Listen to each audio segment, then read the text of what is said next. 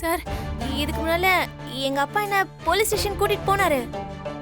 இப்போ போலீஸே வீட்டுக்கு கூட்டிட்டு வந்திருக்காரு. நீங்க ஒண்ணும் இல்ல சார், ஒரு 5 நிமிஷம் டைம் கொடுங்க. நான் வேணா பொட்டி படுக்கையில எடுத்துட்டு உடனே கிளம்பிடுறேன். எனக்கும் நீங்க நினைக்கிறதுக்கும் எந்த சம்பந்தமும் கிடையாது சார். எங்க அப்பா எப்பவுமே இப்படிதான் சார். இந்த வீட்டுல மத்தவனுங்க எல்லாம் பெரிய பெரிய பிரச்சனை எல்லாம் பண்ணுவானுங்க. அவனுங்க எல்லாம் விட்டுட்டு எங்க அப்பா கரெக்டா கரை வச்சு என்ன மட்டும் இப்படி பண்றாரு. அப்புறம் நகையெல்லாம் பத்திரமா இருக்கா?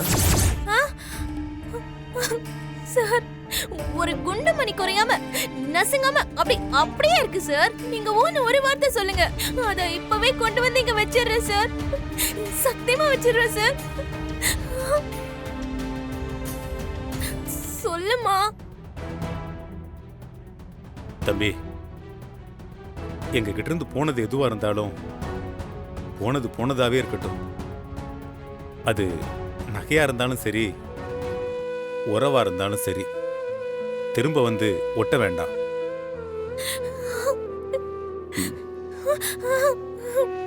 உன்னோட வீடு எங்கம்மா இருக்கு? காஞ்சிபுரம் சார். அங்க யார் இருக்கா? என் வீட்டுக்காரும் 2 பிள்ளைங்களும் இருக்காங்க.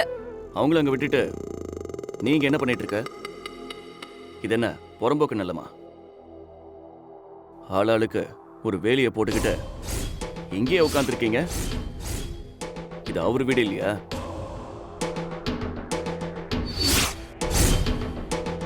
சார், ஆமா சார், ஆமா. இந்த வீட்டுக்கு சொந்தக்காரர் அவர்தான் சார். பாவம் சார், இவங்க 2 பேரும் வயசானவங்க. பசங்க 2 பேரும் ஒன்னத்துக்குமே உதவாதவனுங்க சார். அப்பா வேற பாவம் ஆபரேஷன் பண்ண உடம்பு. அவருக்கு ஒண்ணு கிடைக்க ஒண்ணு ஏதாவது ஆயிடுச்சுன்னா அதனாலதான் பக்கத்துல இருந்து ஒத்தாசையா பாத்துக்கணும்னு இங்கேயே இருக்கேன். என்ன ஒய்ஃபுக்கு ஜூஸா? ஆமா சார், கடையில் வாங்குறதில்ல சார். ஐஸு சுகர் எல்லாம் அளவுக்கு அதிகமாக போட்டுறாங்களா, அதான் இதெல்லாம் நானே பண்ணிடுறேன் சார். ஒய்ஃபை பார்த்துக்கிறது நல்ல விஷயம்தான், பார்த்துக்கோங்க. Thank you sir. அதே நேரத்தில் பெற்றவங்களையும் கொஞ்சம் பார்த்துக்கணும்ல.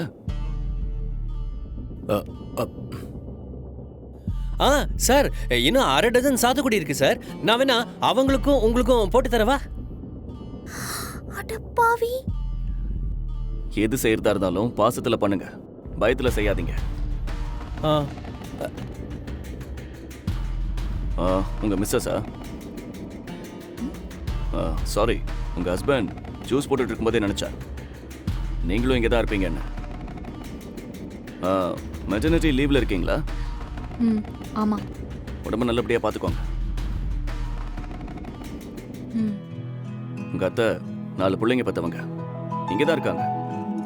என்ன சாப்பிடணும், என்ன பண்ணணும், என்ன பண்ணக்கூடாது, எதுவாக இருந்தாலும் அவங்க கிட்ட தயங்காம கேளுங்க.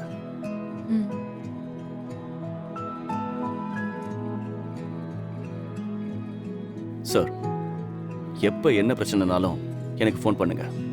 நீங்க தயங்காதீங்க. நீங்க ஃபோன் பண்ண அடுத்த நிமிஷம் நான் இங்க வந்து நிற்பேன்.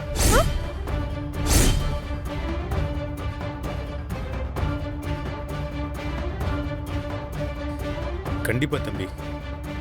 ஆனா இனி அதுக்கு எந்த அவசியமும் இருக்காதுன்னு நினைக்கிறேன். உங்களை ஒரு போலீஸ்காரனா நான் கூப்பிட வேண்டியது இருக்காது. ஆனா ஒரு அன்பான மனுஷனா, நான் மதிக்கிற ஒரு ஆளா, எனக்கு எப்போ உங்களை பார்த்து பேசணும்னு தோணினாலும் கண்டிப்பா உங்களை கூப்பிடுவேன் தம்பி. நிச்சயமா வரேன் சார்.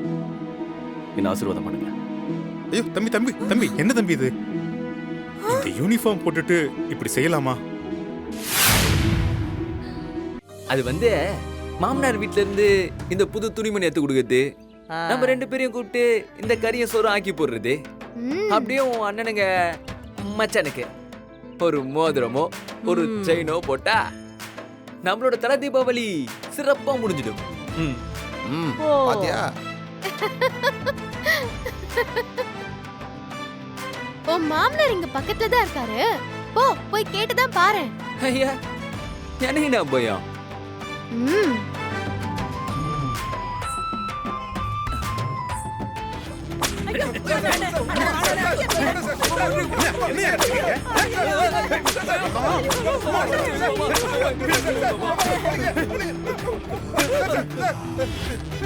தொலைச்சிருவன் தொலைச்சி.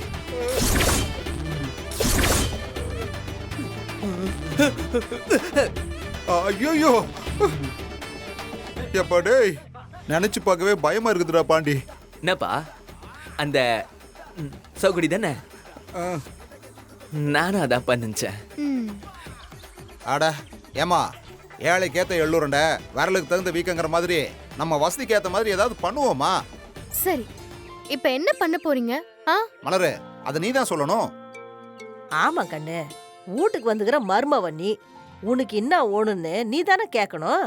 அத்தை, இவ்ளோ அன்பா இருக்கீங்க, நான் எது சொன்னாலும் கேக்குறீங்க, சில சமயத்துல திட்டினா கூட வாங்கிக்கிறீங்க. பாண்டிய விட நீங்க 2 பேரும் என் மேல ரொம்ப பாசமா இருக்கீங்க. இதை விட எனக்கு வேற என்ன வேணும்? அப்படி இல்ல கண்ணு, இது பண்டிகை. சரி, உனக்கு என்ன ஓணுன்னு கேள. ஆமா மலரே, உனக்கு என்ன வேணுமோ கேளு. வழக்கமா உங்க அப்பா உனக்கு என்ன பண்ணுவாரு? உங்க அப்பா வீட்ல நீ எப்படி தீபாவளி கொண்டாடுவியோ அதே போல நம்ம கொண்டாடுவோம். சொல்லு, தீபாவளி உனக்கு என்ன வேணும்? ஆனா ஒண்ணுடா, இந்த குடும்ப நாளா பிரிஞ்சாலும் இப்படி எல்லாரையும் பக்கத்துல வச்சு பாக்குற பாக்கியம் இருக்கே, அதுவே போதும், அதுவே போதும். இவங்க போடுற பிட்ட பார்த்தா ஏதோ பெருசா வேற எதுக்கும் அடி போடுற மாதிரி தெரியுதே, என்னவா இருக்கும்? மேகலா, நான் கிளம்புறேன். ஆபீஸ்க்கு டைம் ஆயிடுச்சு, நான் கிளம்புறேன். டேய் வாடா. இருடா, என்ன நான் என்ன பேசவே ஆரம்பிக்கல. என்ன? இல்ல, தீபாவளி வருது. அதானே. பாத்தியா? ஆமா, அது வருஷம் வருஷம் வந்துட்டு தான் இருக்கு. நீ என்ன செய்ய போற? கை காலு வாய் எல்லாத்தையும் கட்டிக்கிட்டு பொறுமையா இருக்க போறேன். தீபாவளி அதுவா வரும், அதுவா போயிடும். ஐயோ, தமாஷா பேசுற. Correct. எப்போ விளையாட்டு தான். இதான் உன்கிட்ட எனக்கு ரொம்ப பிடிக்கும். இங்க பாரு, எனக்கு டைம் ஆயிட்டே இருக்கு. வந்த விஷயத்த சொல்லு. ஏண்டா, கூட பிறந்தவளுக்கு தீபாவளி சீர் செய்ய வேண்டாமா?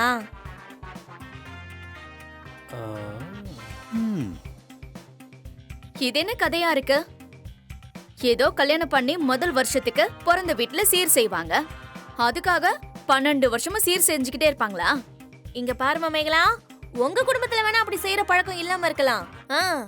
ஆனா நாங்க அப்படி இல்லமா, வருஷம் வருஷம் செய்ய வேண்டிய முறையை கரெக்டா செஞ்சுட்டு தான் இருப்போம். இல்லடா ராஜா? இத பாருங்க. ஏய் மேகலா, இங்க பாரு, இருக்கிற சண்டை பத்தாதுன்னு இப்ப புதுசா இது வேறயா? கொஞ்சம் சும்மா இரு.